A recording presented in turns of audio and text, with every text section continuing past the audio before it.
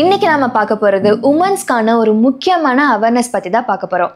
October, pink October அப்படின்னா breast கேன்சரோட அவேர்னஸ்ன்னு சொல்லுவாங்க.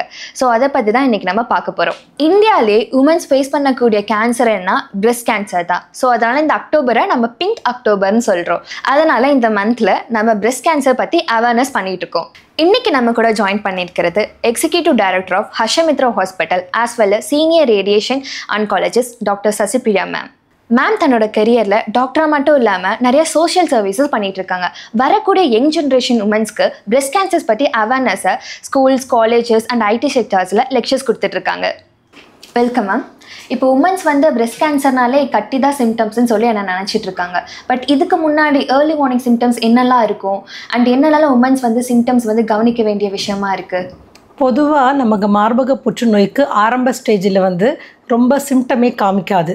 அப்படி ஒரு வேளை சிம்டம் காமிக்கிற மாதிரி வந்தாலும் மார்பில் வலி இல்லாத கட்டி. நிறைய பேர் அது என்ன நினைப்பாங்கன்னா அது பால் கட்டி, நீர் கட்டி, கொழுப்பு கட்டி அந்த மாதிரி நினச்சி அதை இக்னோர் பண்ணிடுவாங்க. இல்லை நம்ம ஹூக்கு மாட்டியிருக்கு அதனால அன்றைக்கி ஒரு தடிப்பாக இருக்காட்டுக்கு நினைப்பாங்க.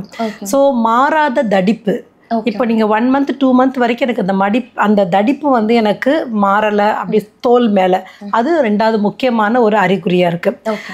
தென் மார்பே ஒரு உருக்குலைஞ்சு இருக்கிறது. இப்போ இன்னொரு மார்போடு கம்பேர் பண்ணும்போது அந்த மார்பே ரொம்ப ஒரு மாதிரி டேமேஜ்டாக, ஒரு டீரேஞ்ச்மெண்ட்டாக, ஒரு மாற்று அமைப்போடு இருக்கிறது.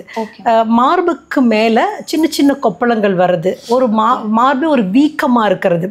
எடிமா அப்படின்னு சொல்லுவாங்க. அதை ஒரு ஆரஞ்சு தோலை உரிச்சு வச்சோம்னா எப்படி இருக்கும் அந்த மாதிரி ஒரு எடிமேட்டஸ் பிரெஸ்டாக இருக்கும். சிலருக்கு பார்த்தீங்கன்னா தோல் மேலே சின்ன சின்ன அல்சர் மாதிரி, புண்கள் மாதிரி வரும். அப்புறம் நிப்பிள் உள்வாங்கி இருக்கும்.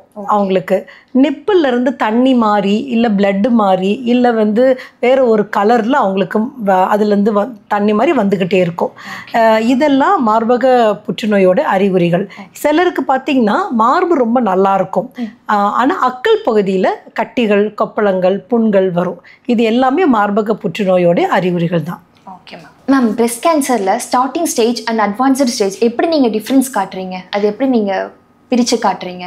மார்பக புற்றுநோயில் மொத்தம் 4 ஸ்டேஜஸ் இருக்குது. அதில் ஸ்டேஜ் 1ங்கிறது அந்த கட்டி மார்பில் மட்டும் இருக்கும். அது சைஸும் ரொம்ப சின்னதாக இருக்கும். இதே 2வது ஸ்டேஜுங்கிறது கட்டி இன்னும் கொஞ்சம் பெருசாக இருக்கும். 3வது ஸ்டேஜுங்கிறது கட்டி அங்கேருந்து சைஸ் மட்டும் இல்லாமல் பக்கத்தில் இருக்கக்கூடிய நெறிக்கட்டிகள், அக்கிள் பகுதி, மேல் பகுதி, அந்த மாதிரி நெறிக்கட்டிகளுக்கு போகிறது 3வது ஸ்டேஜ். 4th ஸ்டேஜுங்கிறது பிளட்டில் கலந்து மூளைக்கு, நுரையீரலுக்கு, கல்லீரலுக்கு, எலும்புக்கு பரவுறது 4வது ஸ்டேஜ். ஸோ பேஷண்ட் வந்த உடனே அவங்கள ப்ராப்பராக நம்ம கிளினிக்கல் எக்ஸாமினேஷன் பண்ணிவிட்டு அவங்களுக்கு கேன்சர் அப்படிங்கிறத நம்ம கன்ஃபார்ம் பண்ணிவிட்டு நம்ம ஸ்டேஜ் பண்ணுவோம். அதாவது தலையிலேருந்து கால் வரைக்குமே ஸ்கேன் எடுப்போம். அந்த ஸ்கேன் ரிப்போர்ட்டை வச்சு அவங்களுக்கு என்ன ஸ்டேஜ் அப்படின்னு முடிவு பண்ணுவோம். Okay ma'am. இப்போ உங்களுக்கு பேஷண்ட்ஸ் எல்லாம் வராங்களா மேம்? இந்த மாதிரி ஸ்டேஜில் அதிக பேஷண்ட்ஸ் எல்லாம் உங்களை பார்க்குறாங்க? நிறைய பேஷண்ட்ஸ் 3வது 4வது ஸ்டேஜில் தான் வராங்க. 1 2 ஸ்டேஜில் வரதில்லை. ஏன்னா அந்த கட்டியை அவங்க முக்கால்வாசி வலி இல்லாத கட்டிங்கிறதுனால அவங்க இக்னோர் பண்ணிடுறாங்க. ஸோ அது வலி வரும்பொழுது அது 3வது 4வது ஸ்டேஜுக்கு வந்துடுது. அந்த டைமில் தான் அவங்க நம்மக்கிட்ட மருத்துவமனை நோக்கி வராங்க. இதுக்குண்டான உங்களுக்கு அவேர்னஸே இல்லாமல் போயிடுச்சு. எந்த மாதிரி இது என்ன கட்டி, அப்புறம் எப்படிலாம் இருக்குன்னு சொல்லி அவங்களுக்கு இந்த டைமில் அவேர்னஸே இல்லாமல் இருக்குது. இப்போது நீங்கள் ஃபர்ஸ்ட் ஒரு 10 years before and after 10 years இப்போது நீங்கள் யங் ஜென்ரேஷனில் எப்படி நீங்கள் பார்க்குறீங்க? உமன்ஸ் இதுக்கு அவேர்னஸாக இருக்காங்களா? எல்லாம் இதை பற்றி நாலேஜபிளாக இருக்காங்களா? இப்போ இருக்க உமன்ஸ் எல்லாருமே நீங்கள் எப்படி முந்தைய கம்பேர் பண்ணும்போது இப்போ உண்மையிலே மக்களுக்கு நிறைய அவேர்னஸ் இருக்குது. அதில் நமக்கு சோஷியல் மீடியாஸ், பேப்பர்ஸ், நிறைய ஆடுனால மக்களுக்கு இப்போ மார்பகத்தில் ஏதாவது ஒரு பிரச்சனைனா உடனே மருத்துவரை பார்க்கணும் அப்படிங்கிற அளவுக்கு மக்களுக்கு இப்போ நிறைய அவேர்னஸ் வந்துருச்சு. முந்தைய கம்பேர் பண்ணும்போது என்னோட இப்போ 25 years நான் இந்த துறையில் இருக்கேன், புற்றுநோய் துறையில் இருக்கேன். அப்பைக்கு பார்க்கறதுக்கு இப்போக்கும் மக்கள் ரொம்ப சின்ன கட்டியிலே இப்போ வராங்க.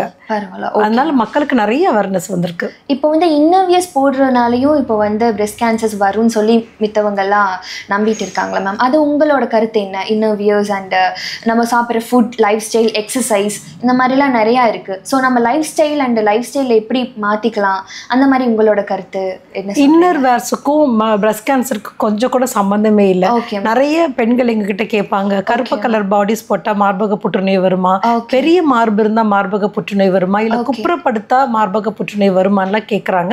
கண்டிப்பா இது ஒரு மித்து தான். இது வந்து இது கட்டுக்கதை தான். இது அப்படி கிடையவே கிடையாது. Okay. நம்மளுடைய உணவு பழக்கத்துக்கும் பிரஸ்ட் கேன்சருக்கும் நிறைய சம்பந்தம் இருக்கு. ஏன்னா வந்து சைல்ட்ஹுட் ஒபிசிட்டி வந்து ஒரு one of the predisposing factor for breast cancer.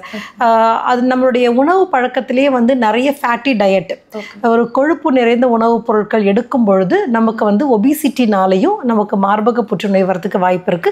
ஏன்னா அந்த பெரிஃபரல் ஃபேட் வந்து ஈஸ்ட்ரோஜனா கன்வெர்ட் ஆகும். அது ஈஸ்ட்ரோஜன் லெவல் அதிகரிக்கும் போது மார்பக புற்றுநோய் வரதுக்கான வாய்ப்புகள் ரொம்ப அதிகமாக இருக்கு. நம்மளுடைய எக்ஸசைஸ்க்கும் நம்ம மார்பக புற்றுநோய்க்கும் நிறைய கனெக்ஷன்ஸ் இருக்கு. ஒரு வாரத்தில் 4 நாட்கள் அல்லது 5 நாட்கள் 20 மினிட்ஸ் நம்ம ஃபாஸ்ட் வாக்கிங்கோ இல்லை யோகாவோ ஏதாவது நம்ம ஒரு ஃபிசிக்கல் ஆக்டிவிட்டி பண்ணும்பொழுது நம்மளுடைய மார்பக புற்றுநோய் அளவு வந்து கிட்டத்தட்ட ஒரு 40 to 50% குறையுதுன்னு சொல்லிட்டு ரிசர்ச் சொல்லுது நமக்கு. ஓகே மேம், பிரஸ்ட் கேன்சர் வந்து பரம்பரை டிசீஸ்ன்னு சொல்றாங்க, அது உண்மையா? எல்லா கேன்சரும் வந்து ஹெரிடிட்ரியாக வராது. அப்போ அம்மாவுக்கு இல்லை தாத்தா பாட்டிக்கு அவங்களுக்குலாம் இருந்தால் அந்த குழந்தைங்களுக்கு வரும் அப்படின்னு சொல்ல முடியாது. பட் ஒரு சில கேன்சர் வந்து கண்டிப்பாக ஹெரிடிட்ரியாக வருது. அதில் ஒன்று பிரஸ்ட் கேன்சர். அதுவும் ஒரு 10% தான், 5 to 10% தான். 90% வந்து யாருக்கு வேணால் வரலாம். ஸோ யூஸ்வலாக மார்பக புற்றுநோய் ஒரு பேஷண்ட் வந்தாங்கன்னா அவங்களுடைய குழந்தைங்களுக்கு நாங்கள் அட்வைஸ் பண்ணுவோம், நீங்கள் உங்களுக்கு வர வாய்ப்பு இருக்குது, ஆனால் 5 to 10% தான். இருந்தாலும் நீங்கள் ரொட்டீனாக எல்லாருமே மார்பகத்தை பரிசோதனை பண்ணிக்கணும். பட் ஸ்டில் இவங்களுக்கு நாங்கள் இன்னும் கொஞ்சம் அலர்ட் பண்ணுவோம், உங்களுக்கு வர வாய்ப்பு இருக்குது அப்படின்னு சொல்லி. மேம், இப்போ ஸ்டார்டிங் ஸ்டேஜில் அவ்வளோவா சிம்டம்ஸ் வராதுன்னு சொல்கிறீங்களே, பட் நம்ம ஸ்டார்டிங் ஸ்டேஜில் எப்படி நம்ம ப்ரிவென்ட் பண்ணி நம்ம பார்த்துக்கிறது? பொதுவாக வந்து மார்பக புற்றுநோய் வந்து ஒரு 40 வயசுக்கு மேலே தான் அதிகமாக வருது அப்படின்னாலும் எல்லா பெண்களுமே மார்புன்னு இருந்தாவே நம்ம வந்து கொஞ்சம் கேர்ஃபுல்லாக இருந்துக்கணும். மார்பக சுய பரிசோதனைன்னு வந்து நம்மளுடைய 20 வயசுலேருந்தே நம்ம ஸ்டார்ட் பண்ணிடணும். பீரியட்ஸ் முடிஞ்ச 5th டே ஒவ்வொரு பெண்ணுமே பீரியட்ஸ் முடிஞ்ச 5th டேயில் வந்து 3 நிலையில் நம்ம மார்பை செக் பண்ணி பார்க்கணும். ஒன்று படுத்த நிலையில், எழுந்து குளிக்கிற நிலையில், அப்புறம் குளிச்சுட்டு கண்ணாடி முன் நிற்கிற நிலையில், அந்த மாதிரி 3 நிலையில் நம்ம வந்து செக் பண்ணணும். இப்போ படுத்த நிலையில் பார்க்கும்போது நமக்கு வந்து நல்ல மார்பு கொஞ்சம் படர்ந்து இருக்கும். பீரியட்ஸ் முடிஞ்ச 5th டேங்கிறதுனால மார்பு கொஞ்சம் சாஃப்டாக இருக்கும். அந்த டைமில் வலது கையால் இடது மார்பையும் இடது கையால் வலது மார்பையும் அந்த palm surface of the fingers இந்த இடத்துல வச்சு நம்ம நல்ல டீப்பாக பால்பேட் பண்ணி பார்க்கணும். So clockwise and anticlockwise, அதே மாதிரி clockwise anticlockwise டைரக்ஷனில். தென் நம்ம குளிக்கும் போதும் அன்றைக்கி கொஞ்சம் வேகமாக குளிக்காமல் கொஞ்சம் பொறுமையாக நம்ம இதே மாதிரி clockwise anticlockwise டைரக்ஷனில் நம்ம செக் பண்ணி பார்க்கணும். குளிச்சுட்டு வந்து கண்ணாடி முன்னாடி நிற்கும் பொழுது 2 கை நல்லா தூக்கி நமக்கு 2 அக்குள்ள ஏதாவது பிரச்சனை இருக்குதா, கட்டிகள் கொப்பளங்கள் புண்கள் மாதிரி இருக்கா, இல்லை 2 மார்பும் வந்து கரெக்டான பொசிஷனில் இருக்கா, ஒரு மார்பு பெருசு ஒரு மார்பு சின்னதாக இருக்கா, இல்லை ஒரு மார்பு மேலே ஏறி கீழே இறங்கி இருக்கா அப்படிங்கிறது நம்ம கண்ணை வச்சு நம்ம செக் பண்ணி பார்க்கணும். தென் நம்முடைய மார்போட அடிப்பகுதியில் ஏதாவது கட்டிகள் அந்த மாதிரி தெரியுதான்னு பார்க்கணும். மார்பே வந்து உங்களுக்கு ஒரு வீக்கமாக இருக்கா, இல்லை சின்ன சின்ன கொப்பளங்கள் இருக்கா, புண்கள் இருக்கா அப்படிங்கிறதையும் நம்ம பார்க்கணும். இதை ஒவ்வொரு மாதமும் நம்ம வந்து மார்பக சுய பரிசோதனை பண்ணிக்கிட்டே வரணும். 3 நிலையிலையும் வந்து நிப்பிலையும் அழுத்தி பார்க்கணும். ஏதாவது தண்ணி மாதிரி வருதா, பால் மாதிரி வருதா, ரத்தம் மாதிரி வருதா, பச்சை கலரில் வருதாங்கிறதையும் நம்ம செக் பண்ணி பார்க்கணும். இப்போ ஒவ்வொரு மாதமும் மார்பக சுய பரிசோதனை அந்த பெண் பண்ணிக்கிட்டே இருக்காங்க ஒரு 20 வயசுலேருந்து அப்படின்னா நம்ம கைக்கும் மார்புக்கும் நல்ல ஒரு ஃப்ரெண்ட்ஷிப் வந்துடும். அப்போ ஒரு சின்ன கட்டிகள் வந்தால் கூட ரொம்ப ஆரம்பத்திலே நம்ம வந்து கண்டுபிடிச்சிட முடியும். ஸோ இப்படி தான் நம்ம ஏர்லி ஸ்டேஜ் நம்ம வந்து கொண்டு வர முடியும், கண்டுபிடிக்க முடியும். இதே வந்து ஒரு 40 வயசுக்கு மேலே வந்துருச்சு அப்படின்னா வருடத்துக்கு ஒரு முறை மேமோகிராம் அப்படிங்கிற ஒரு டெஸ்ட் வந்து நம்ம பண்ணிக்கிட்டே வரணும். இது வந்து எக்ஸ்ரே ஒரு கதிர்வீச்சு மூலமாக நம்ம வந்து எடுக்கக்கூடிய ஒரு டயக்னோஸ்டிக் டெஸ்ட்டு. ஒரு சின்ன ஊசி நுனி அளவுக்கு ஏதாவது உள்ளக்குள்ளே கட்டி இருந்தாலும் அது ரொம்ப வேகமாக மார்பக புற்றுநோய் இருக்கா இல்லையாங்கிறத மேமோகிராம் வந்து ரொம்ப ஈஸியாக கண்டுபிடிச்சிரும். வருடத்துக்கு ஒரு முறை 40 வயசுக்கு மேலே உள்ள பெண்கள் எடுத்துக்கிட்டே இருந்தாங்கன்னா ரொம்ப ஆரம்ப ஸ்டேஜ்லேயே நம்ம வந்து கண்டுபிடிச்சிட முடியும். ஓகே மேம், இப்போ பிரஸ்ட் கேன்சரில் அட்வான்ஸ்டு ட்ரீட்மெண்ட்ஸ் இப்போ என்னென்னலாம் மேம் வந்திருக்கு? முன்னே இருந்ததை விட இப்போ கொஞ்சம் அட்வான்ஸ்டு ட்ரீட்மெண்ட்ஸ் எல்லாம் வந்திருக்கோம் மேம். இப்போ என்ன அட்வான்ஸ்டு ட்ரீட்மெண்ட்ஸ் எல்லாம் பிரஸ்ட் கேன்சர்ஸ்க்கெல்லாம் வந்திருக்கு? மார்பக புற்றுநோயோட ட்ரீட்மெண்ட் பார்த்திங்கன்னா இப்போ ஒரு பெண் ஒரு மார்பக கட்டியோடு வராங்க அப்படின்னா அப்போ நம்ம வந்து கேன்சர் சர்ஜிக்கல் டீம் வந்து அதை ஃபுல்லாக செக் பண்ணுவாங்க. முதல்ல எடுத்த உடனே அவங்களுக்கு அது கேன்சர் தானாங்கிறது உறுதிப்படுத்திடுவாங்க. அதுக்கு பிறகு அவங்களுக்கு என்ன ஸ்டேஜில் இருக்குது அப்படின்னு சொல்லிட்டு ஹெட் டு ஃபுட் ஸ்கேன் பார்த்துருவாங்க. தென் அவங்களுடைய பிளட் டெஸ்ட் எடுத்து அவங்க அந்த ட்ரீட்மெண்ட்டுக்கு தாங்குவாங்களா, ஹார்ட் இருதயம் எப்படி இருக்குது, இதெல்லாம் வச்சு டியூமர் போர்டுங்கிறது புற்றுநோய் அறுவை சிகிச்சை, கதிர்வீச்சு சிகிச்சை, மருந்தியல் சிகிச்சை டீம் ஆஃப் டாக்டர்ஸ் உட்காந்து டிஸ்கஸ் பண்ணுவாங்க. அப்போது வந்து நமக்கு கட்டி சின்னதாக இருக்குது, சர்ஜரி பண்ண முடியும்னு கேன்சர் சர்ஜன் சொல்லிட்டாங்கன்னா அந்த கட்டியை அந்த பெண் மார்புலேருந்து எடுத்துருவாங்க. முழு மார்பு எடுக்கிற டெக்னிக் இப்போ இல்லை. இப்போ வந்து ரொம்ப அட்வான்ஸ் ட்ரீட்மெண்ட் வந்துருச்சு. ஸோ இது ஒரு அட்வான்ஸ்மெண்ட். மார்பகத்தில் உள்ள கட்டியை மட்டும் எடுத்துட்டு மிச்ச மார்புக்கு நம்ம கதிர்வீச்சு கொடுத்துக்கலாம். அதே மாதிரி அக்கள் இருக்கக்கூடிய கட்டியுமே வந்து முழுமையாக எடுக்காமல் சென்டினல் நோட் பயாப்சின்னு சொல்லிட்டு அந்த கட்டியை மட்டும் எடுத்து நம்ம அதை வெரிஃபை பண்ணுறது கேன்சர் பரவி இருந்தால் நம்ம அக்கள் இருக்கக்கூடிய எல்லா நெறிக்கட்டியும் எடுப்பாங்க. இதெல்லாம் வந்து சர்ஜிக்கலில் வரக்கூடிய அட்வான்ஸ்மெண்ட்டு. ரேடியேஷன் பொறுத்த வரைக்கும் நமக்கு வந்து அந்த பேஷண்ட்டுக்கு ஒருவேளை சர்ஜரி முடிஞ்சதுக்கு பிறகு கதிர்வீச்சு தேவைப்படுது அப்படின்னு அந்த டியூமர் போர்டு மீட்டிங்கில் முடிவு பண்ணாங்க அப்படின்னு இருந்ததுன்னா கதிர்வீச்சிலேயும் நிறைய அட்வான்ஸ்மெண்ட் வந்திருக்கு. ஸோ கட்டி எங்கே இருந்ததோ அந்த இடத்துக்கு மட்டும் ஃபோக்கஸ் பண்ணுற மாதிரி, அந்த கட்டியை சுற்றி ஒரு 2 சென்டிமீட்டருக்கு மட்டும் கிளியரன்ஸ் பண்ணி நம்ம வந்து ரேடியேஷன் கொடுக்குற மாதிரி, வித்தவுட் எனி அதாவது கீழே இருக்கக்கூடிய நுரையீரலையோ ஹார்ட்டையோ டிஸ்டர்ப் பண்ணாத மாதிரி நமக்கு ரேடியேஷனில் நிறைய லேட்டஸ்ட் டெக்னாலஜி நம்ம மருத்துவமனையில் கூட நம்ம பண்ணிகிட்ருக்கோம். உள்கரண்ட்டுன்னு சொல்லுவாங்க, பிரேக்கி தெரப்பி. எந்த இடத்துல கட்டி இருந்ததோ அந்த இடத்துக்கு மட்டும் ரொம்ப ஃபோக்கஸ் பண்ணி ரேடியேஷன் கொடுக்கலாம். அதுவும் நம்ம மருத்துவமனையில் பண்ணலாம். ஸோ இந்த மாதிரி நமக்கு வந்து ரேடியேஷன்லேயும் நிறைய அட்வான்ஸ்மெண்ட் இருக்குது. ஐஎம்ஆர்டி ரேப்பிடாக இருக்குது. தென் பிரேக்கி தெரப்பிங்கிறது ரொம்ப கன்ஃபார்மலாக நமக்கு வந்து ரொம்ப ப்ரிசிஷனாக நமக்கு வந்து ரேடியேஷன் கொடுக்க ஹெல்ப் பண்ணக்கூடிய ஒன்று. ஸோ இதெல்லாமே வந்து ரேடியேஷனில் வரக்கூடிய லேட்டஸ்ட் அட்வான்ஸ்மெண்ட். அதுக்கப்புறம் நம்ம வந்து கீமோதெரப்பி, டார்கெட் தெரப்பியில் கொடுக்கும்போது நிறைய பக்க விளைவுகள் இல்லாமல் கரெக்டாக போய் டார்கெட் அங்கே பிரெஸ்ட்டில் இருக்கக்கூடிய அந்த கேன்சர் மூலக்கூறுகள் ER/PR HER2ன்னு சொல்லுவாங்க. இந்த oestrogen receptor, progesterone receptors, HER2 receptors, இதை மட்டும் இப்போ ஃபோக்கஸ் பண்ணி நம்ம வந்து ட்ரீட்மெண்ட் கொடுக்கலாம். இதனால் பக்க விளைவுகள் ரொம்ப குறையும். சைடு எஃபெக்ட்ஸ் இல்லாமல் நம்ம வந்து ஒரு ட்ரீட்மெண்ட்டை பர்ஃபெக்டாக முடிக்கலாம். Okay ma'am. இப்போ வந்து உமன்ஸ்னாலே ஹேர் தான் உங்களுக்கு ரொம்ப முக்கியம். இப்போ வந்து கீமோ நம்ம எடுத்துக்கிறப்போ ஹேர் ஃபால் வந்து ஆகுது. அதனாலே வந்து உமன்ஸ் வந்து கீமோ வந்து எனக்கு வேண்டாம் அப்படின்னு சொல்கிறாங்க. அந்த மாதிரி பேஷண்ட்ஸை நீங்கள் எப்படி கன்வின்ஸ் பண்ணுவீங்க, லைக் எடுத்துக்கணும் அந்த மாதிரி? எல்லா கீமோதெரப்பியும் ஹேர் லாஸ்க்கு வராது. பட் கண்டிப்பாக நம்ம கொடுக்குற கீமோதெரப்பி ஹேர் லாஸ் வரும் அப்படிங்கிற மாதிரி நமக்கு முன்னாடியே தெரிஞ்சால் நம்ம பேஷண்ட்டோட அட்டெண்டர்ஸ்கிட்டையும் பேஷண்ட்டுக்கிட்டையும் ரொம்பவே நம்ம வந்து கன்வின்ஸ் பண்ணுவோம். ஆனால் நிறைய பெண்கள் வந்து அதுக்கு கொஞ்சம் மன வருத்தம் தான் படுறாங்க, எனக்கு முடி போகுது அப்படி. பட் அவங்களுக்கு நாங்கள் என்ன சொல்வோன்னா, கண்டிப்பாக ட்ரீட்மெண்ட் முடிஞ்சு ஒரு 6 மந்த்ஸில் ட்ரீட்மெண்ட் முடியுதுன்னா ட்ரீட்மெண்ட் முடிஞ்சதுக்கு பிறகு மேபி ஒரு 1 மந்த்லேயே உங்கள் பழைய முடி நல்லாவே வந்துடும், அப்படி பர்ஃபெக்டாக முதல்ல இருந்த அளவுக்கே வந்துடும் அப்படிங்கிறது அவங்களுக்கு ரீஅஷூரன்ஸ் கொடுப்போம். அன்னைக்கு எந்த பேஷண்ட்டாவது ட்ரீட்மெண்ட்டு முடிஞ்சு ஒரு 2 வருஷம் 3 வருஷம் கழிச்சு வந்த பேஷண்ட் யாராவது வந்தாங்கன்னா அவங்கள உள்ளே கூப்பிட்டு வச்சு கூட அவங்கக்கிட்ட பாருங்கள், இவங்க கூட ட்ரீட்மெண்ட் எடுத்தாங்க, இப்போ பாருங்கள் எவ்வளோ முடி அழகாக வந்துருச்சுங்கிற ஒரு லைவ் எக்ஸாம்பிளும் அவங்கக்கிட்ட நாங்கள் காமிப்போம். இப்போ அவங்களுக்கு கொஞ்சம் கான்ஃபிடென்ட் வரும், ஓகே அப்படிங்கிற மாதிரி. தென் ரேடியேஷன் வைக்கும்பொழுதோ கீமோதெரப்பி கொடுக்கும் பொழுதோ அவங்களுக்கு வந்து ஒரு விக்கு மாதிரி கொடுத்துருவோம் நம்ம. ஸோ அந்த டைமில் அவங்களுடைய எப்படி ஒரு நடு வகுடோ இல்லை எந்த வகுடு மாதிரி அவங்களோட பழைய ஃபோட்டோ வச்சு அதே மாதிரி விக்கு ப்ரிப்பேர் பண்ணி இது ஒரு 3 மந்த்ஸ் 6 மந்த்ஸ்க்கு இதை யூஸ் பண்ணுங்கள் உங்கள் ஒரிஜினல் ஹேர் வர வரைக்கும் அப்படிங்கிற கொடுக்கும்போது அவங்களுக்கு இன்னும் கொஞ்சம் கான்ஃபிடென்ட் ஆகும். நிறைய யங் ஃபீமேல், ஈவன் யங்குன்னு சொல்ல மாட்டேன், ஏஜ்டு பீப்புள் கூட அந்த விக்கை ரொம்ப அழகாக பயன்படுத்திக்கிறாங்க. ஸோ அவங்களோட ஓன் ஹேர் வர வரைக்கும் அந்த விக் அவங்களுக்கு ரொம்ப யூஸ்ஃபுல்லாக இருக்குது. அவங்க பழைய டெக்ஸ்டர்லேயே நம்ம கொடுத்துருவோம். அதாவது அவங்களுக்கு க்ரே ஹேரும் பிளாக் ஹேரும் மிக்ஸ் ஆகியிருந்தால் அதே மாதிரி, இல்லை எந்த மாதிரி அவங்க வகுடு எடுத்திருக்காங்க அப்படி சிமிலராக நம்ம கொடுக்கும்பொழுது அது அவங்களுக்கு இன்னும் கொஞ்சம் கான்ஃபிடென்ஸை கொடுக்கும். ட்ரீட்மெண்ட்டை அவங்க கம்ஃபர்டபுளாக முடிக்கிறதுக்கு யூஸ் ஆகும். Okay ma'am. இப்போ 40+ ஏஜ்க்கு மேலே தான் நீங்கள் மேமோகிராம் ஸ்க்ரீனிங் பண்ணணும்னு சொல்கிறீங்க. இப்போ வந்து 25 ஏஜ் உள்ள ஒரு யங் உமன் இருக்காங்க, அவங்களுக்கு இப்போ பிரெஸ்ட் கேன்சர் இந்த மாதிரி வருதுன்னு வச்சுக்கோங்களேன், அப்போ மேமோகிராம் பண்ணலாமா வேண்டாமா? இப்போ ஒரு 25 இயர்ஸ் ஒரு ஃபீமேல் மார்பகத்தில் கட்டியோடு வராங்க, அவங்க கேன்சர்னு உறுதி ஆயிடுச்சு அப்படிங்கிற மாதிரி இருந்ததுன்னா அவங்களுக்கு மேமோகிராம் தேவையில்லை. ஏன்னா 40 இயர்ஸ்க்கு மேலே தான் மேமோகிராம் அட்வைஸ் பண்ணுவோம். அவங்களுக்கு நாங்கள் என்ன மார்பகத்துக்கு என்ன ஸ்கேன் எடுப்போம்னா 2 ஸ்கேன் எடுப்போம்.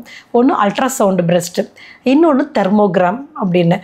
அல்ட்ராசவுண்ட் பிரஸ்ட்டுங்கிறது நம்ம எல்லாருக்குமே தெரியும், அல்ட்ராசோனோகிராம் அப்படிங்கிறது. இதில் வந்து நமக்கு எதுக்காக அந்த மார்பு ஸ்கேன் எடுக்கிறோன்னா, எத்தனை கட்டிகள் இருக்குது, ஒரு கட்டி மட்டும்தான் இருக்குதுன்னா நம்ம அதை மட்டும் ஃபோக்கஸ் பண்ணி நம்ம அறுவை சிகிச்சை பண்ணலாம். இல்லை ஒருவேளை கண்ணுக்கு தெரியாமல் 2-3 கட்டிகள் இருக்குது அப்படின்னா அந்த இடத்துல நம்ம மார்பகத்தை காப்பாற்ற முடியாது. அதுக்காக எத்தனை இருக்குன்னு பார்க்குறதுக்காக நமக்கு வந்து அல்ட்ராசோனோகிராம் கண்டிப்பாக ஹெல்ப் ஆகும். தெர்மோகிராம்னு ஒன்று இருக்குது. அது எப்படின்னா நமக்கு வந்து ஒரு ஃபோட்டோ எடுக்கிற மாதிரி தான். அது நமக்கு எந்த ஏஜ்லேருந்து 18 வயசுலேருந்தே கூட ஈவன் இன்னும் எங்கர்லேருந்து கூட நம்ம வந்து மார்புக்கு நம்ம அந்த ஸ்கேன் எடுக்கலாம். அது எப்படின்னா இன்ஃப்ரா ரெட் டெக்னாலஜி மூலமாக நமக்கு வந்து ஒரு ஃபோட்டோ எடுக்கிற மாதிரி தான். ஒரு ஸ்ட்ரைட்டாக பேஷண்ட்டை உட்கார வச்சுட்டு கொஞ்சம் ஒரு 1 மீட்டர் டிஸ்டன்ஸில் அந்த மிஷின் இருக்கும். அவங்கள பேஷண்ட்டை வந்து கை நல்லா தூக்க சொல்லிவிடுவோம். அப்போ ஸ்ட்ரைட் ஒரு ஃபோட்டோ, அப்புறம் ஒப்ளிக்ஸில் ஒரு ஃபோட்டோ, லேட்ரல் வியூவில் ஒரு ஃபோட்டோ, இந்த மாதிரி நம்ம எடுப்போம். அப்போ அந்த தெர்மோகிராம் என்ன பண்ணும், இது வந்து இன்ஃப்ரா ரெட் டெக்னாலஜி மூலமாக எந்த இடத்துல கேன்சர் செல் இருக்கோ அந்த இடத்துல அப்டேக் ரொம்ப அதிகமாக இருக்கும். அப்போ அந்த அப்டேக் இருக்கும்பொழுது ரெட் கலரில் அந்த அப்டேக் தெரியும். அப்போ நமக்கு இந்த இடத்துல அந்த பேஷண்ட்டுக்கு கேன்சர் இருக்குது, இன்னொரு இடத்துல பக்கத்தில் சின்னதாக இருந்தாலும் அந்த ரெட் கலர் அப்டேக் தெரியும். ஸோ இதன் மூலமாக நம்ம வந்து மேமோகிராம் இல்லாமல் நமக்கு எந்த இடத்துல கட்டி இருக்குங்கிறதையும் எத்தனை கட்டிகள் இருக்குது அப்படிங்கிறதையும் நம்ம ரொம்ப அழகாக தெரிஞ்சுக்கலாம். மேம், இப்போ வில்லேஜ் சைட்லேருந்து உமன்ஸ் வராங்க. இப்போ வந்து ஒரு மேல் டாக்டரை பார்க்கணுன்னா அவங்க ரொம்ப ஹெசிடேட் ஆகுறாங்க மேல் டாக்டரை பார்க்குறதுக்கு. இந்த மாதிரி பீப்புள்ஸை, இந்த மாதிரி பேஷண்ட்ஸை நீங்கள் எப்படி டீல் பண்ணுறீங்க? இது வில்லேஜ்னு சொல்ல முடியாது. எல்லா இடத்துலேருந்து வர பெண்களுமே வந்து மார்பகத்தில் ஒரு பிரச்சனை அப்படிங்கிற போது ஒரு வலியோ கட்டியோ எதுவாக இருந்தாலும் அது ஒரு மேல் டாக்டர்கிட்ட பார்க்குறது கொஞ்சம் கூச்சம்தான் படுறாங்க. பட் எங்களோட அட்வைஸ் என்னென்னா, நீங்கள் ஒரு டாக்டர்னு மட்டும் பாருங்கள், அதை வந்து மேல் ஃபீமேல் டிஃப்ரென்ஸ் பார்க்காதீங்க அப்படிங்கிறது தான். பட் இன்கேஸ் உங்களுக்கு அது ரொம்ப ஒரு பர்டிகுலராக இருக்குதுன்னா நம்ம ஹர்ஷமித்ரா புற்றுநோய் மையத்தில் வந்து உமன் ஸ்க்ரீனிங் அப்படின்னு ஒரு டிபார்ட்மெண்ட் இருக்குது. அது எப்படின்னா வந்து only for woman doctors team மட்டும் இருப்பாங்க. அண்ட் ஒர்க் பண்ணுறவங்க எல்லாருமே விமனாக இருப்பாங்க. ஸோ அது வந்து உங்களுக்கு ரொம்ப கம்ஃபர்டபுளாக அவங்க வந்து அவங்களுடைய பிரச்சனைகளை சொல்லி மார்பை செக் பண்ணிக்கலாம், கர்ப்பப்பை அடிப்பகுதி செக் பண்ணிக்கலாம், கர்ப்பப்பையை செக் பண்ணிக்கலாம். இது வந்து ஃபார் உமன் டீம் தான் அங்கே ஃபுல் அண்ட் ஃபுல் இருப்பாங்க. அங்கே இருக்கக்கூடிய டாக்டர்ஸ் எல்லாருமே வந்து உமன் இருப்பாங்க. Okay ma'am. மேம், இப்போ பிரெஸ்ட் கேன்சர்னால் என்ன? பிரெஸ்ட் கேன்சர் வந்து எதுக்கெல்லாம் வருது? ஏன் வந்து பிரெஸ்ட் கேன்சர் யாருக்கெல்லாம் வர வாய்ப்பு இருக்குது? ஏன் இதை பற்றி நம்ம தெரிஞ்சுக்கணும் மேம்?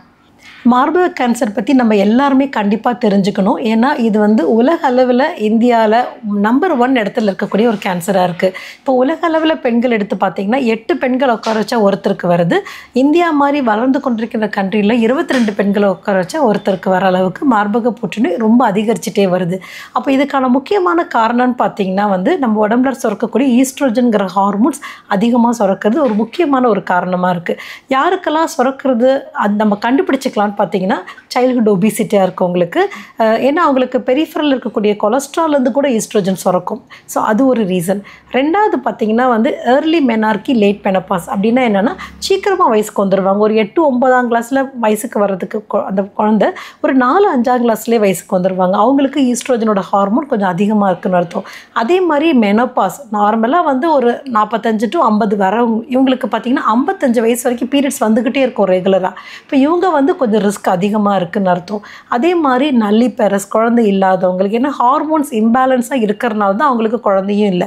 ஸோ அந்த hormone over action of oestrogen இருக்குங்கிறது இது நமக்கு ஒரு இன்டைரக்ட் எவிடன்ஸ்.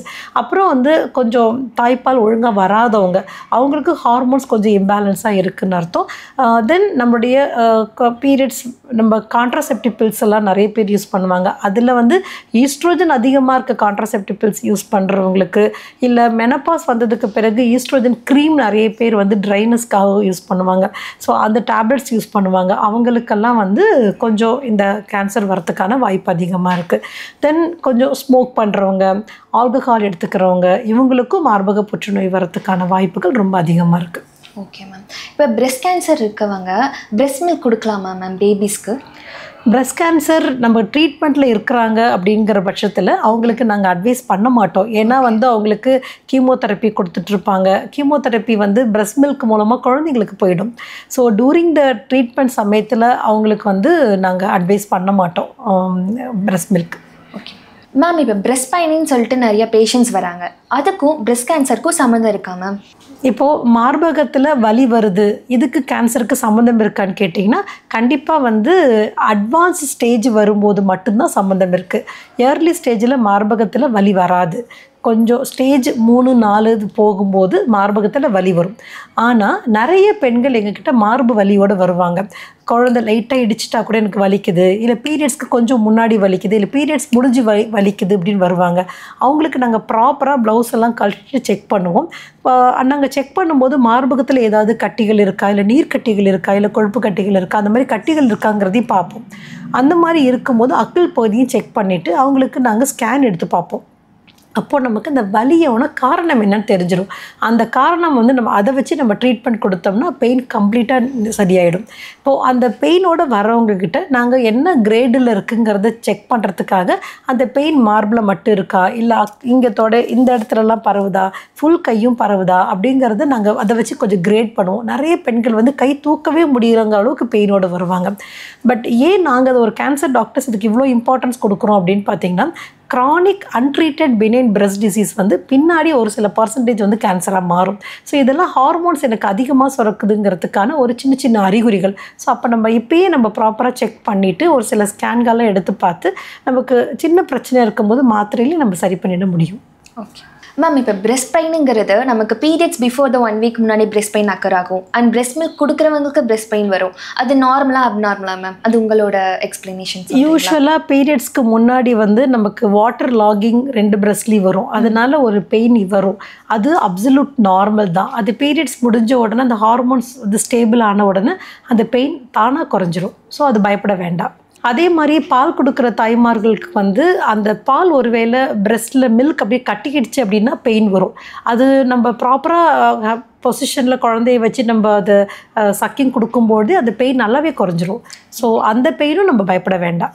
ஓகே மேம், இப்போ ரொம்ப வருஷமாக நானும் பார்த்துட்ருக்கேன். ஒவ்வொரு பிங்க் அக்டோபருக்கும் நீங்கள் நிறைய க்ரியேட்டிவாக நீங்கள் பண்ணிகிட்ருக்கீங்க. இந்த வருஷத்தோட உங்களோட பிளான் என்ன மேம்? மார்பக புற்றுநோய் வந்து முற்றிலும் நம்ம தடுக்க முடியும். அதை பற்றி நம்ம முழுமையாக அவேர்னஸ் தெரிஞ்சிருந்தால், அதை பற்றி அது என்ன காரணம், அதோடைய அறிகுறிகள் என்ன, வராமல் தடுக்க என்ன செய்யணும் அப்படிங்கிறது, இது வந்து ரொம்ப சிம்பிளான ஒரு சில பரிசோதனைகள் செஞ்சாவே மார்பக புற்றுநோய் வராமல் நம்ம தடுத்துறவே முடியும்.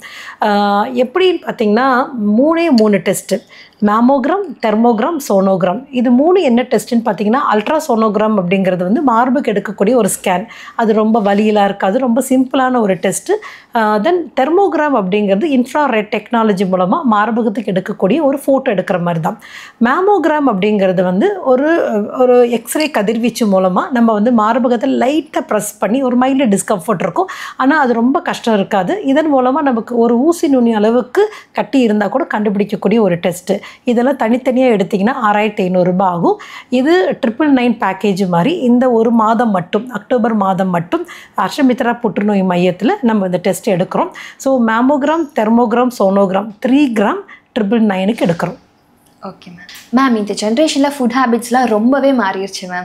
டயட்டுக்கும் பிரெஸ்ட் கேன்சருக்கும் சம்மந்தம் இருக்கா மேம்? ஹெல்த்தியான டயட்டுக்கும் மார்பக கேன்சருக்கும் நல்லாவே சம்மந்தம் இருக்குது. ஏன்னா நமக்கு அல்டிமேட்டாக கேன்சரோட ரீசன் பார்த்திங்கன்னா மரபணு மாற்றம் அண்ட் நம்மளுடைய இம்யூனிட்டி லெவல் சேஞ்சஸ் ஆகிறது தான். லோ இம்யூனிட்டி ஆகும்போது நமக்கு கேன்சர் வரதுக்கான வாய்ப்பு அதிகமாக இருக்குது. இப்போ இந்த மாதிரி பச்சை காய்கறிகள், பழங்கள், நார்ச்சத்துள்ள உள்ள உணவுப் பொருட்கள் இதெல்லாம் நம்ம நிறைய எடுத்துக்கும் பொழுது நம்மளுடைய நோய் எதிர்ப்பு சக்தி அதிகரிக்குது, ஆன்டி ஆக்சிடென்ட்ஸ் அதிகரிக்குது. இதனால் நமக்கு கேன்சர் வர்றது கண்டிப்பாக தவிர்க்கப்படும். மேம், இப்போ பிரெஸ்ட் கேன்சருக்கு வேக்சின்ஸ் எல்லாம் இருக்கா மேம்? பிரெஸ்ட் கேன்சருக்கு இது வரைக்கும் வேக்சின் வந்து ரிசர்ச்சில் தான் இருக்குது, இன்னும் வரல. பட் பெண்களுக்கு அதிகமாக வரக்கூடிய அந்த கர்ப்பப்பை வாய் கேன்சருக்கு வந்து தடுப்பூசி இருக்குது. அது 9 வயசுலேருந்து பெண் குழந்தைகள் கண்டிப்பாக போட்டுக்கணும். அது மேம், உங்கள் கெரியரில் நீங்கள் டாக்டராக மட்டும் இல்லை, நிறையா உமன்ஸ்க்கு நிறைய சோஷியல் சர்வீஸும் பண்ணிகிட்ருக்கீங்க. அது மாதிரி நீங்கள் என்ன பண்ணிகிட்ருக்கீங்க மேம் இப்போ ரீசெண்டாக? ஆக்சுவலாக வந்து 2008 ரோஸ் கார்டன் அப்படிங்கிற ஒரு ட்ரஸ்ட் மூலமாக நமக்கு வந்து கேன்சர் நல்ல ஒரு தடுக்கக்கூடிய ஒரு வியாதி. ஆனால் மக்களுக்கு அதை பற்றி அறியாமையினால தான் நம்ம 3வது 4வது ஸ்டேஜில் வராங்க. இப்போ நம்ம மக்களை நோக்கி போய் பார்த்தா என்ன அப்படிங்கிறதுனால எங்கெங்கே காலேஜஸ், ஸ்கூல்ஸு அவங்கக்கிட்ட போய் நம்ம கேன்சர் வரத்துக்கான காரணங்கள் என்ன, அதை தடுக்கிறது நம்ம வீட்டில் இருந்தபடி எப்படி தடுக்கலாங்கிற அவேர்னஸ் வந்து கொடுத்துட்ருக்கோம். நிறைய குழந்தைங்கள் லெவல்லேருந்தே நம்ம ஆரம்பிக்கலாம். அதாவது வந்து 7வது 8வது படிக்கிற பசங்க காலேஜ் ஸ்கூலில் இருந்தே கூட நமக்கு புகையிலைனால் அந்த கூலிப் எவ்வளோ பயன்படுத்துகிறாங்க அந்த பசங்க. ஸோ அவங்களுக்கு இந்த கேன்சர் எவ்வளோ ஃபாஸ்ட்டாக வருது, அப்படி வந்தால் எவ்வளோ கஷ்டப்படுவாங்க பேஷண்ட்ஸு, நம்ம அதை எப்படி தவிர்த்துக்கலாம் அந்த பழக்க வழக்கங்கள்லேருந்து அப்படிங்கிறது நம்ம வந்து அவேர்னஸ் கொடுக்குறோம். இது மட்டும் இல்லாமல் எங்கெங்கெல்லாம் பெண்கள் ஒன்றா கூடுறாங்களோ மகளிர் சுய உதவி குழுவாக இருக்கட்டும், இல்லை எங்கெங்கே பெண்கள் வந்து ஒரு லைன்ஸ் கிளப்பு இல்லை ரோட்டரி கிளப் வாட் எவர், அங்கேயும் நம்ம போய் கேன்சர் வராமல் தடுக்கிறதுக்கு என்னென்ன ஸ்டெப்ஸ் நம்ம இருந்தபடி செய்யலாம், நம்மளோட ஃபுட் ஹேபிட்ஸ் என்ன மாதிரி பண்ணலாம், என்னென்னலாம் அறிகுறிகள் வருது, இந்த அறிகுறிகள் வரத்துக்கு முன்னாடி நம்ம எப்படி நம்மளை பாதுகாத்துக்கலாங்கிற அவேர்னஸ் வந்து நம்ம கொடுத்துக்கிட்டே இருக்கோம். வெறும்னா பேசுகிறது மட்டும் இல்லாமல் நம்ம இலவசமாக நமக்கு தலையிலேருந்து கால் வரைக்கும் அவங்களுக்கு பரிசோதனையும் ஸ்க்ரீனிங்கும் நம்ம வந்து கிட்டத்தட்ட 2008 இப்போ 2025 வரைக்குமே பண்ணிகிட்ருக்கோம். இது வரைக்கும் லட்சக்கணக்கான பெண்கள்லாம் வந்து நான் பரிசோதனை பண்ணியிருக்கிறேன். ரொம்ப ஆரம்ப ஸ்டேஜ்லேயே நமக்கு வந்து கண்டுபிடிச்சிடலாம் அந்த கட்டியை. நம்ம வந்து எந்த அறிகுறி இல்லைங்கிற எங்ககிட்ட வரும்போது நம்ம அவங்களுக்கு ப்ராப்பராக ஓரல் கேவிட்டி அண்டு த்ரோட்டு தென் மார்பு கர்ப்பப்பை பரிசோதனைகள் செய்யும்பொழுது நம்ம ரொம்ப ரொம்ப 0 ஸ்டேஜ்லேயே நம்ம வந்து கேன்சரை கண்டுபிடிச்சி அவங்கள குணப்படுத்திடவே முடியும் நமக்கு. ஸோ இதையும் நாங்கள் கிட்டத்தட்ட பல லட்சம் பெண்களுக்கு நாங்கள் பண்ணிகிட்ருக்குறோம். கேன்சர் ட்ரீட்மெண்ட்டுக்குமே நிறைய ஹெல்ப் பண்ணுறோம். ஏன்னா கேன்சர் ட்ரீட்மெண்ட் வந்து இப்போ நிறைய நமக்கு ஸ்கீம்ஸ் ஹெல்ப்பாக இருந்தால் கூட ரொம்ப அதிகமாக செலவாகுதுங்கிற போது நம்மளுடைய ரோஸ் கார்டன் ட்ரஸ்ட் மூலமாக இது வரைக்கும் நிறைய லட்சங்கள் நம்ம பேஷண்ட்ஸ் ட்ரீட்மெண்ட்டுக்கு நம்ம வந்து ஹெல்ப் பண்ணிகிட்ருக்கோம். நிறைய பேஷண்ட்ஸ்க்கு இலவசமாகவும் கம்ப்ளீட்டாக ட்ரீட்மெண்ட் பண்ணிகிட்ருக்கோம். ஓகே மேம், இப்போ வந்து சீத்தாப்பழம், கோமியம் இந்த மாதிரிலாம் வந்து சாப்பிட்டா பிரெஸ்ட் கேன்சர்லாம் வராதுன்னு சொல்லி மித்ஸ்லாம் இருக்குது. அதை பற்றி நீங்கள் என்ன நினைக்கிறீங்க? நிறைய மார்பக புற்றுநோய் பேஷண்ட்ஸு எல்லா புற்றுநோய் பேஷண்ட்ஸ் எங்ககிட்ட வரும்பொழுது இந்த மாதிரி முள் சீத்தாப்பழம் சாப்பிட்டா கேன்சர் வர்றது தவிர்க்கப்படுது. அதே மாதிரி வந்து நித்திய கல்யாணி பூவை நல்லா கொதிக்க வச்சு சாப்பிட்டா கேன்சர் வராமல் நம்ம தவிர்க்கலாம், ட்ரீட்மெண்ட்டுக்கு ரொம்ப நல்லாயிருக்கும் அப்படின்லாம் வராங்க. அதே மாதிரி கோமியம், எனக்கு ஒரு பேஷண்ட் லைவாகவே வந்தாங்க. வரும்போது அவங்க முகம்லாம் ஃபுல்லாக வீங்கி இருந்தது, அப்படியே மஞ்சேன்னு வந்திருந்தாங்க. அவங்கக்கிட்ட நாங்கள் கேட்டோம், இந்த மாதிரி எங்களுக்கு மார்பில் கட்டி இருக்குது. அது ஒரு ப்ரொஃபஸர் வேறு அவங்க. ஆனால் அவங்க வந்து இந்த கோமியம் குடித்தா அவங்களுக்கு குணமாயிடுங்கிற நம்பிக்கையில் அவங்க வந்து 2-3 வருஷம் அதை எடுத்திருக்காங்க. இப்போ எங்ககிட்ட வரும்போது கல்லீரல் ஃபுல்லாக டேமேஜ் ஆகி, சிறுநீரகம் ஃபுல்லாக டேமேஜ் ஆகி, ஏன்னா கோமியம்ங்கிறது மாட்டோட கழிவு, அதோட யூரின்ங்கிறதுனாவே அது ஒரு கழிவு தான் இல்லைங்களா? ஸோ அந்த உடைய பாதிப்பால் அவங்களுக்கு வந்து சிறுநீரகம் கல்லீரல் எல்லாம் டேமேஜ் ஆகி முகமெல்லாம் வீங்கி, அப்போ நாங்கள் அவங்கள வந்து அந்த டேமேஜிலேருந்து அவங்கள சரி பண்ணி எங்கள் கேன்சர் ட்ரீட்மெண்ட்டுக்கு கொண்டு வரத்துக்கே எங்களுக்கு சில மாதங்கள் ஆச்சு. ஸோ இதெல்லாம் உண்மையிலேயே ஒரு கட்டுக்கதை. இதுக்கு எதுவுமே அறிவுபூர்வமாக ஆதாரங்கள் இல்லை. அதே மாதிரி வந்து அந்த சீத்தாப்பழம் எடுத்தா, நித்திய கல்யாணி பூ எடுத்தா, இது எல்லாமே வந்து ஒரு மித்து தான். எல்லா பழங்களுமே நல்லது, அதில் இருக்கக்கூடிய ஆன்டி ஆக்சிடென்ட்ஸ் நமக்கு நோய் எதிர்ப்பு சக்தியை அதிகப்படுத்தி நமக்கு வந்து ஹெல்ப் பண்ணும். ஆனால் அது ட்ரீட்மெண்ட்டாக நம்ம கொடுக்க முடியாது. நம்ம ட்ரீட்மெண்ட் பண்ணும்போது நமக்கு சப்போர்ட்டிவாக நமக்கு ஒரு பழங்கள் எடுத்துக்கிறோம் இல்லைங்களா, அந்த லெவலுக்கு தான் பண்ண முடியும். அதே மாதிரி நித்திய கல்யாணி பூவிலேருந்து ஒரு கேன்சர் கீமோதெரப்பி மருந்து எடுக்கிறாங்க. அதனால் அந்த பூவே அந்த இலையே ரொம்ப நல்லாயிருக்கும் அப்படின்னு நிறைய பேர் வந்து இதுவும் ஒரு அறியாமை தான். அவங்களுக்கும் நாங்கள் என்ன சொல்லுவோன்னா, அந்த பூவிலேருந்து இந்த கெமிக்கல் எடுத்து அதுலேருந்து கேன்சர் கீமோதெரப்பி மருந்து செயல்படுத்துறதுக்கு ஒரு தனி கம்பெனியே இருக்குது. இதை நம்ம சிம்பிளாக வந்து தண்ணி போட்டு கொதிக்க வச்சு குடிக்கிறதுனால ஒரு சின்ன ஹெல்ப்பு கூட வராது. அது ரொம்ப கசப்பாக வேறு இருக்குன்னு பேஷண்ட் சொல்லுவாங்க. இது எல்லாமே ஒரு மக்களுடைய அறியாமை தான் நான் சொல்லுவேன். Okay ma'am. பட் நீங்கள் வந்து 25 years ஆஃப் எக்ஸ்பீரியன்ஸ் இந்த கெரியரில் இருக்கீங்க மேம். உங்களுக்கு நிறைய பேஷண்ட்ஸ் நீங்கள் பார்த்துருப்பீங்க. உங்களுக்கு மறக்க முடியாத பேஷண்ட்ஸ் இந்த மாதிரி இருக்காங்க, இந்த மாதிரி வந்தாங்க, நாங்கள் இவ்வளோ தூரம் சேஞ்ச் பண்ணியிருக்கோம் இப்படி இருந்தவங்களை அப்படின்னு மறக்க முடியாத ஒரு இன்சிடெண்ட்டை சொல்ல முடியுமா? ஒரு 2 இன்சிடென்ட் சொல்லுவேன். அதில் ஒரு லேடி வந்து அவங்க ஹெட் மிஸ்ஸஸாக இருந்தாங்க. அவங்க மார்பக புற்றுநோய் அவங்களுக்கு கட்டி தெரிஞ்சிருச்சு. ஆனால் அவங்க வந்து ஒரு சமூகத்தின் மேல் உள்ள இந்த மாதிரி கட்டி வந்துருச்சு, எல்லாரும் என்னை எப்படி சொல்லுவாங்க, எனக்கு ஒரு ப்ரொமோஷன் வேறு அந்த டைமில் காத்துட்ருக்கு அப்படிங்கிற எண்ணத்தில் அவங்க வந்து கொஞ்சம் லேட் பண்ணிட்டாங்க.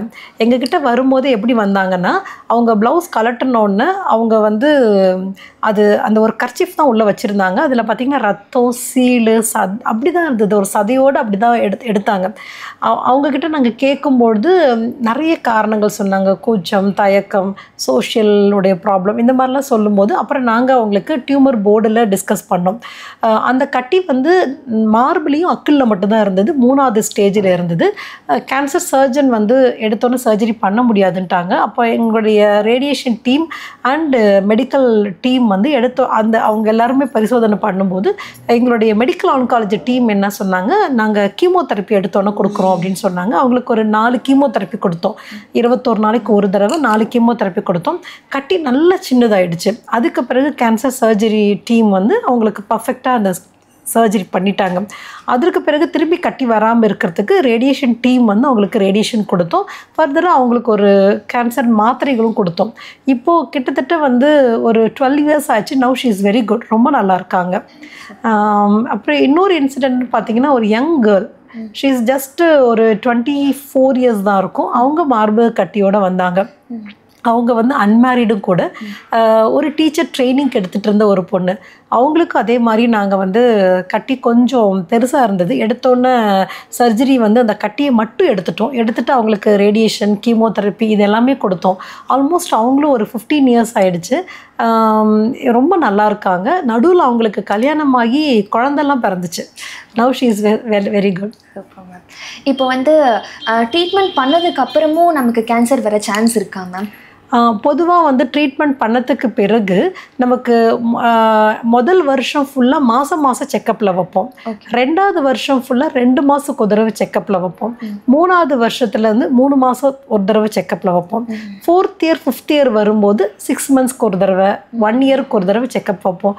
ஏன் இவ்வளோ ஒரு பீரியாடிக்கலாக மெடிக்குலஸாக கம்ப்ளீட் ட்ரீட்மெண்ட் பண்ணதுக்கு பிறகு கூட நாங்கள் செக்கப்பில் வைக்கிறோன்னா, கேன்சர் செல் கடைசி செல் அழியறதுக்கு அது பல வருடங்கள் எடுத்துக்கும்.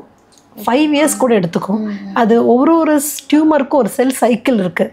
அந்த செல் சைக்கிள் அது முடியிருந்து அதை உடம்பை விட்டு வெளியில் போகிறதுக்கு அவ்வளோ நாள் எடுத்துக்கும். ஸோ எங்களோட கண்ட்ரோலில் பேஷண்ட்ஸ் இருக்கிறது தான் நல்லது. Okay ma'am. இப்போது அந்த மாதிரி எங்கள் கண்ட்ரோலில் அவங்க இருக்கும்பொழுது ஏதாவது திரும்பி கட்டி வர மாதிரி இருந்தால் கூட நாங்கள் செக்கப் பண்ணும்போது ரொம்ப ஈஸியாக கண்டுபிடிச்சிருவோம். ஸோ திரும்பி வர்றதை நம்ம ஒரு சின்ன முள்செடி லைட்டாக முளைக்கிறதே நம்ம எப்படி பிடுங்கி போட்டுடலாமோ அதே மாதிரி அவங்க எங்கள் கண்ட்ரோலில் ஃபாலோப்பில் இருந்துக்கிட்டே இருந்தாங்கன்னா அப்போ நம்ம ஈஸியாக கண்டுபிடிச்சி அது சிம்பிளான ட்ரீட்மெண்ட்டில் குணப்படுத்திடலாம். Okay ma'am. Ma'am, as a radiation oncologist உங்களோட ரோல் என்ன மேம்? இப்போ மார்பக புற்றுநோய் பொறுத்த வரைக்கும் ரேடியேஷன் வந்து 3 விதமாக நம்ம யூஸ் பண்ணுறோம். ஒன்று வந்து இப்போது மார்பகத்தில் ஒரு கட்டி இருக்குது, அவங்களுக்கு கீமோதெரப்பி கொடுக்குறோம். கட்டி மெதுவாக தான் கரையுதுங்கிற போது ரேடியோ தெரப்பி, அதாவது அந்த டைமில் வந்து நியூ அட்ஜுவன்ட் ரேடியோ தெரப்பி, சர்ஜரிக்கு முன்னாடி கட்டியை நல்லா சின்னதாக்குறதுக்காக ரேடியேஷன் கொடுப்போம். அந்த ரேடியேஷன் வந்து அந்த கட்டியை மட்டும் ஃபோக்கஸ் பண்ணி அக்கிள் பகுதியில் கட்டிகள் இருந்தால் அதை ஃபோக்கஸ் பண்ணி நம்ம ரேடியேஷன் கொடுப்போம். இதுக்கு பேர் வந்து நியூ அட்ஜுவன்ட் ரேடியோ தெரப்பி. சர்ஜரிக்கு முன்னாடி சிம்பிளாக ப்ரீ ஆப்ரேட்டிவ் ரேடியோ தெரப்பின்னு சொல்லிக்கலாம்.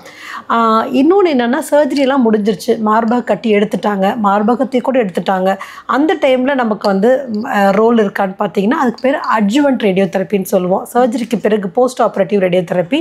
இப்போ எனக்கு முழு மார்பு எடுத்துட்டாங்க அப்படிங்கிற பட்சத்தில் எனக்கு எத்தனை நெறிக்கட்டிகள் இருக்குது, கட்டியோட சைஸ் என்னங்கிறத பொறுத்து நம்ம வந்து அட்ஜுவன்ட் ரேடியேஷன் வேணுமா வேணாமாங்கிறது அந்த டியூமர் போர்டு டீம் வந்து முடிவெடுக்கும். இப்போ எனக்கு கட்டியை மட்டும்தான் எடுத்துருக்குறாங்க அப்படின்னா அந்த மிச்சம் இருக்கிற மார்பு அந்த இடத்துக்கு நமக்கு ரிஸ்க் இருக்குது இல்லைங்களா, மைக்ரோஸ்கோபிக் லெவலில் அந்த செல் உட்காந்துட்ருக்கோம். ஸோ அதை அடிக்கிறதுக்காக ஹோல் பிரெஸ்ட் ரேடியேஷன் சொல்லுவோம். நம்ம முழு மார்புக்கு நம்ம ரேடியேஷன் கொடுப்போம்.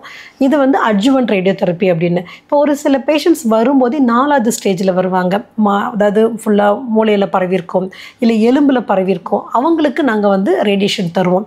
அப்போ எங்களுடைய நோக்கம் வந்து குணப்படுத்துறதல்ல, வியாதியை கட்டுப்படுத்துறது. இப்போது ஹோல் பிரெயின் ரேடியேஷன் வந்து நம்ம கொடுப்போம் அவங்களுக்கு மூளையில் பரவியிருக்கும் பொழுது. அது என்ன பர்பஸ் கொடுக்குறோன்னா, அவங்களுக்கு வந்து பயங்கர ஹெட்டேக் இருக்கும், ஃபிட்ஸ் வரும், கண்ணு 2 டிப்ளோபியான்னு சொல்லுவோம், 2 தெரியும். ஸோ தலைவலி இதெல்லாம் குறைக்கிறதுக்கு நமக்கு ஹோல் பிரெயின் ரேடியேஷன் வந்து பயங்கரமாக ஹெல்ப் பண்ணும். உங்களுக்கு ஒரு 10 ரேடியேஷன் நாங்கள் கொடுப்போம். அதே மாதிரி எனக்கு ரொம்ப எலும்பில் பரவி இருக்குது, பயங்கர பெயின்ஃபுல்லாக இருக்குது, இல்லை 2 காலுமே எனக்கு வந்து அந்த ரேடியேஷன், அதாவது முதுகு தண்டுவடத்தில் கட்டி இருந்து அது போய் அழுத்துறதுனால எனக்கு வந்து 2 காலுமே நின்றுச்சு. இந்த மாதிரி பட்டத்தில் நாங்கள் வந்து 4th ஸ்டேஜ் எலும்பில் பரவி இருக்கிறதுக்கும் நம்ம ரேடியேஷன் தருவோம்.